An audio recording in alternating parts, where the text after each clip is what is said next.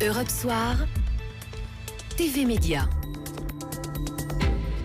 Avec Eva Rock, l'infomédia. Bonsoir Eva. Bonsoir Nicolas, bonsoir à tous.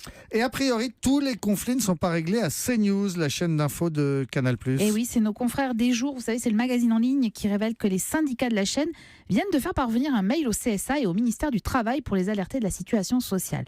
Alors la situation, elle est évidemment la conséquence de la grève qui a paralysé l'antenne pendant un mois à la fin de l'année dernière. Vous vous souvenez, on en avait parlé ici même.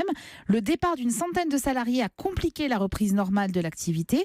Et à l'issue du conflit qui s'était achevé quand même avec la signature d'un protocole, la direction s'était engagée à remplacer ces départs. Gérald Brisbiré, le directeur général des antennes, avait même annoncé son intention de construire une chaîne forte de 160 salariés avec notamment une centaine de journalistes. Et l'antenne a donc repris et donc on pourrait croire que ça va.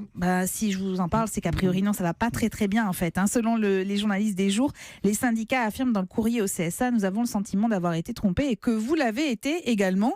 Mais surtout, nos confrères dévoilent que seuls 4 CDI ont été signés contre les 74 départs en CDI. Des manques d'effectifs qui se voient à l'écran, bien évidemment. La chaîne ne peut pas assurer les directs tout au long de la journée. Donc les rediffusions remplissent la grille. Parfois, on tombe sur des images de Punchline, le magazine de Laurence Ferrari, ou encore Langue de bois s'abstenir, l'émission de Philippe Labro, qui sont toutes les deux diffusées sur C8.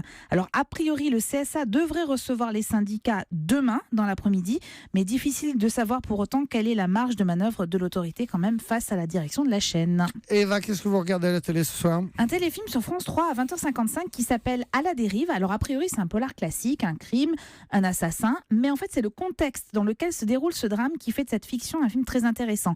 En fait, vous allez le voir, il y a une usine qui ferme, des salariés dégoûtés d'avoir cru aux promesses électoralistes de la gauche qui se tournent vers le FN. Et ce qui apparaissait en fait comme un crime lié à la jalousie pourrait bien être un acte raciste. C'est très bien interprété et c'est surtout très audacieux de la part de la chaîne de diffuser un tel téléfilm en ce moment. Je crois que le FN n'est pas du tout content qu'il y ait qu'on parle encore d'eux à travers une fiction sur France Télévisions.